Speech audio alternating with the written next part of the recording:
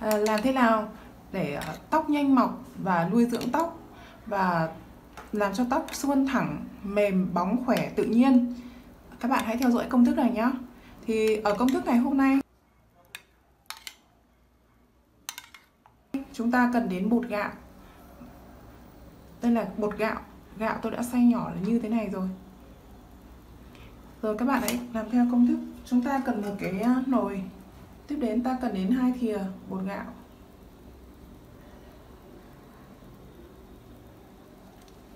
Chúng ta cần 1 cốc nước.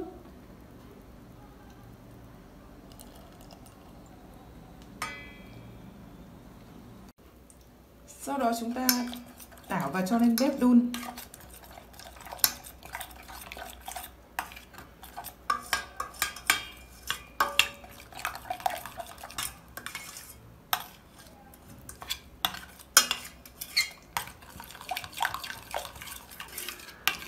Các bạn đảo hòa tan, sau đó các bạn cho lên bếp đun nhỏ lửa. Đến khi được một hỗn hợp sệt thì chúng ta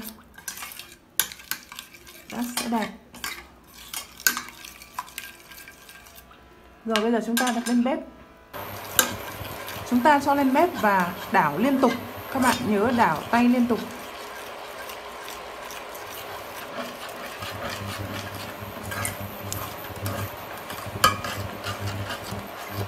Các bạn đảo cho đến khi thành được một hỗn hợp sệt như thế này. Khi thành một hỗn hợp sệt rồi, chúng ta cho thêm 2 thìa sữa chua không đường.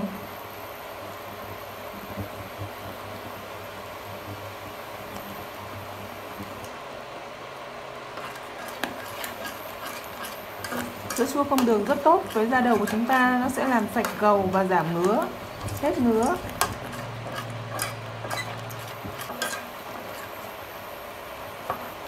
Khi được như thế này rồi thì chúng ta tắt bếp.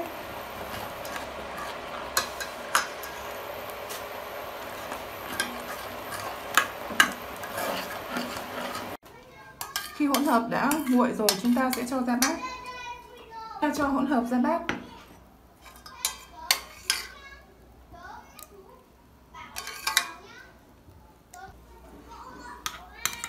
Chúng ta đã có hỗn hợp.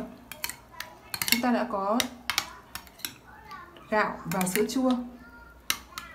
Tiếp theo chúng ta cần 1 thìa dầu dừa.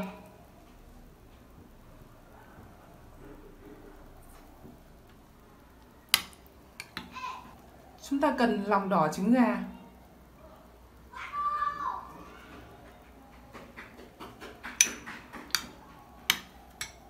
Bây giờ chúng ta sẽ trộn đều hỗn hợp lên.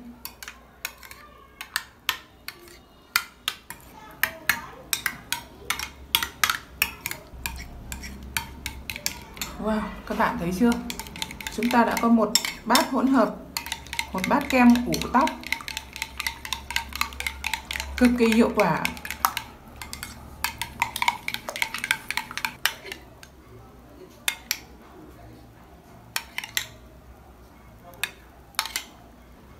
Bây giờ tôi sẽ hướng dẫn các bạn cách sử dụng.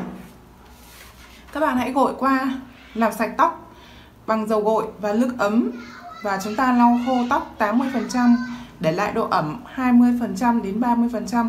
Sau đó chúng ta cho hỗn hợp này lên từng lớp tóc. Các bạn cho hỗn hợp này lên từng lớp tóc. Các bạn lấy từng lớp tóc một và trong đó chúng ta sẽ cho hỗn hợp này đều lên tóc.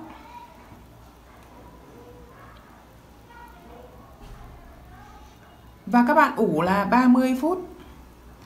Các bạn cho hết vào da đầu và cho hết vào tóc. Sau đó các bạn massage da đầu. Các bạn massage càng lâu thì càng tốt, để cái hỗn hợp này ngấm vào chân tóc và da đầu, sẽ kích thích mọc tóc và nuôi dưỡng tóc.